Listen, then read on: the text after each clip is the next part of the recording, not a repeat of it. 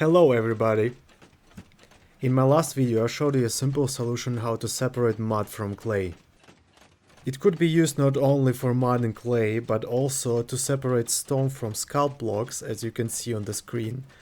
And in general we could separate all blocks that change the instrument of the node block from those that are not changing it.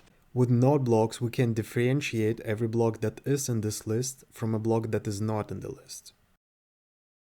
This simple solution works for up to a 7 game tick block stream, which is already not slow, but I will show you how to make it even faster. I've built different designs of separators for 7, 6, 5 and 4 game tick block streams. They are becoming faster, but also more complex. So you can build a simple separator for a decently fast stream, or put a little more effort for a very fast stream.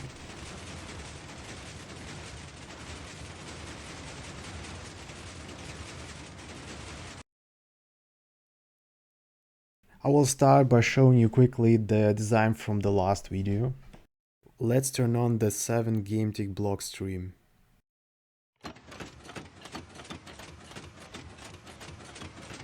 And let's turn on the separator. I will use only clay blocks here. Then I can show you that the machine can easily handle the worst case. The case where the separator needs to push every block. The mechanic is easy. We're using the node block as a detector. The node block can spot several specific blocks when they are placed underneath it. This changes the instrument of the node block, and that change is detected by the observer and the signal is transmitted to the piston. Let's go on to the faster separator. This one can handle a 6 game tick block stream.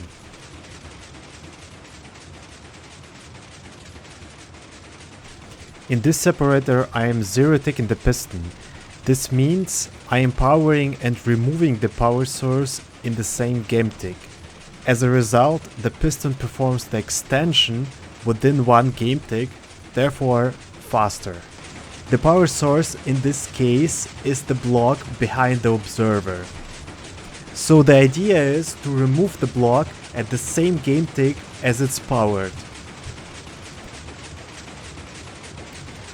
I will not go into detail with this design, I just wanted to show you the idea, because the same idea will be used in the faster machines. This design follows the same principles. We remove the power source, but we are putting the block back much faster than the previous design. The observer powers the redstone dust behind the white block. This dust powers the piston that pushes this block. When the block arrives at the left, the comparator powers it. And we do the same thing again, we are pushing it back with a zero tick. The furnace behind the comparator should have at least one item inside. Or it could also be a redstone block, it doesn't matter. Something should power the block. This separator can handle up to a 5 game tick stream. But we can make it even 1 tick faster. This is a classic zero-ticked smart piston. If you use a sticky piston as the pushing piston, it has some special properties. When zero-ticked, the sticky piston can push the block in front of him instantly into the next block. I will freeze the game to show you the mechanic. Let's go 1 tick further. As you can see, the block in front of the sticky piston is instantly arriving inside the next block.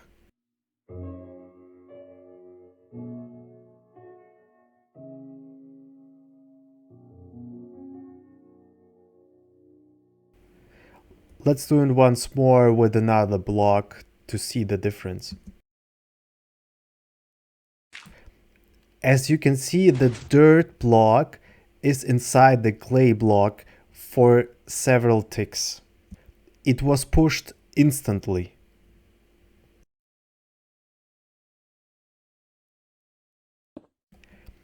This will be not the case with a normal piston though.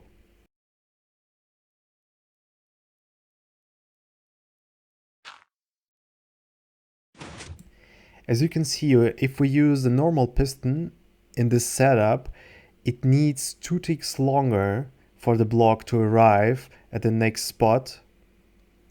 So we will use this technique to push the block inside the piston head while it is retracting. Normally, in the 5 game tick design, you would need to wait until the piston is fully retracted and only then you can push the block. But now you can push the block inside the piston head and the observer will already start working while the piston head is still retracting. This will allow us to work with a faster 4 game tick block stream.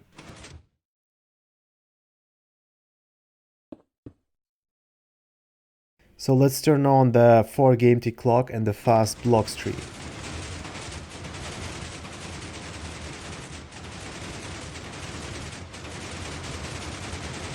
I believe the 4 game tick is the limit of this system. But if you think you have an idea how to make this system even faster, let me know in the comments below.